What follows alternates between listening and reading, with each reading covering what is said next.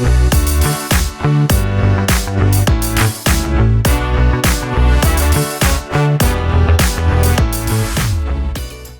everyone, thanks for being with me and welcome to my show. You may remember that just a few days ago, just a few days ago, Australia made their way into the semi-finals of the World Cup. This was an exciting time for us because never before have we ever been able to attain such high achievement at this particular level in this particular game. The interesting thing to me is that for many Australians, we don't play soccer. Soccer's not a big deal for us. It's Australian rules football, or it's rugby league, or it's cricket. They're the games that we tend to play a lot of. However, the Matildas have brought to us a new sense as to who we are as a nation, and who we represent, and what is important to us. And it's not just about sport. It's about the way we view the game, it's about how we choose to play, it's how we see ourselves within the game of soccer, or football if you're from overseas. The important thing that I want to mention today is that it's not just about how many goals we kick. It's about our perception and our view as to who we are and how we fit into our society, in the sense that in sport we eradicate all the things that are part of normal political life. In sport, we're not looking at, in this instance in particular, whether a person is Indigenous, such as Fowler, or whether they are gay, or whether they have any other disabilities. What we are interested in is how we play the game, and whether or not we are able to defeat other players or other teams who ostensibly are usually better than we are. Sport sometimes eradicates all of the issues that we tend to occupy our lives with in other areas, such as particularly politics. We don't define ourselves necessarily by how we see ourselves on the sports field. And I want to bring in a parallel between what you're seeing here, what these fantastic women are doing, and politics itself. Women in particular in sport generally have not received the accolades that they should have. It has been dominated primarily by men's sports. Men's sports the men get the money, the men get the accolades, the men get the recognition, and they get the media coverage. On this occasion though, we're seeing this reversed, in a sense. We're seeing women being recognised for their abilities and their skills in order to play a very, very difficult game. However, in politics, it's all so different. And I wonder whether or not we could start to think about how to play the political game in the same way that we play soccer. If we could just eradicate all the prejudices that we tend to hold that dominate how we think and feel about the world, in the same way that we as Australians have viewed this game of soccer.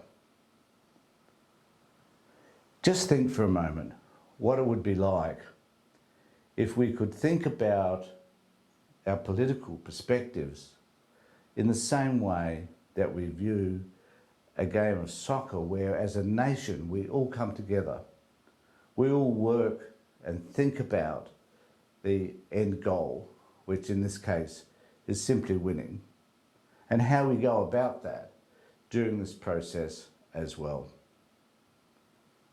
Soccer to me represents a form of non-discrimination, a way by which everybody who is playing on that field is equal.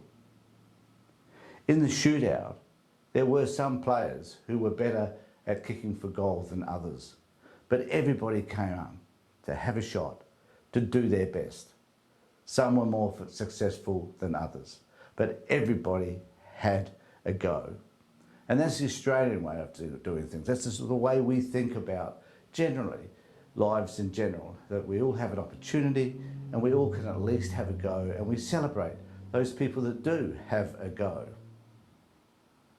But in politics and in society in general, we don't.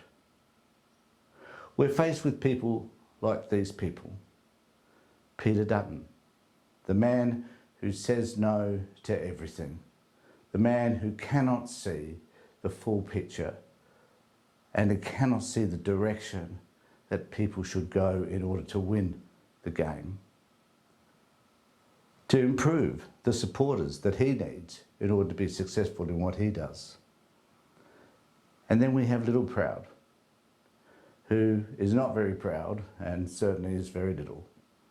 And he tends to want to see things completely different to the rest of us.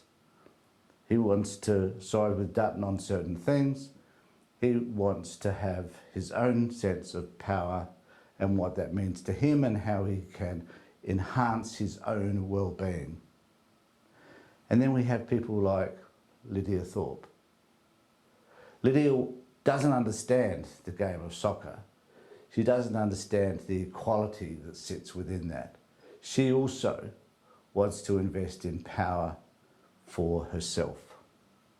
And so this brings me all to how these three people view their efforts to vote no when it comes to, or to advocate for the no campaign when it comes to the referendum. The voice is important because, like soccer, it gives everyone the opportunity to join in, to participate in this particular game of politics.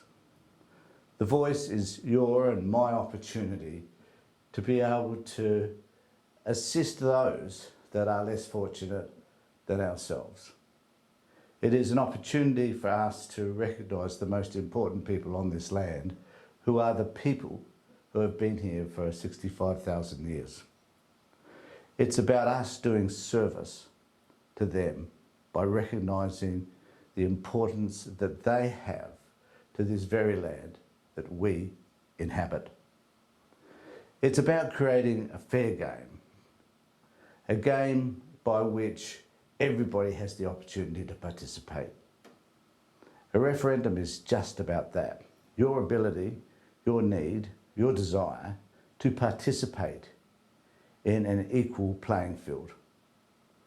So those people who are less fortunate, those people with whom we took away their land, can have an opportunity to better themselves, to improve their health system, their education system, the number of kids that are incarcerated, and also the number of kids that are taken away from their families. You and I have an opportunity now, as the Matildas did, in order to win their game. This is our opportunity to help Indigenous people to win theirs. Thanks everybody for being with me. I'd like to think that if you like what we're saying and you enjoy my channel, that you subscribe down here and that you put comments down below so that I can respond to you later on. Take care, look after yourselves, and be safe.